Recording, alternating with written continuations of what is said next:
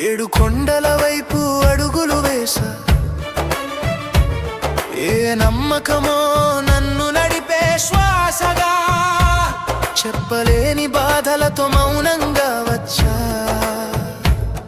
నీ ముందే నిలబడి నిన్నే అడిగా. ఏమి కోరాలో తెలియదు స్వామి, ఏది నిజమో అర్థం కాలేదు స్వామి.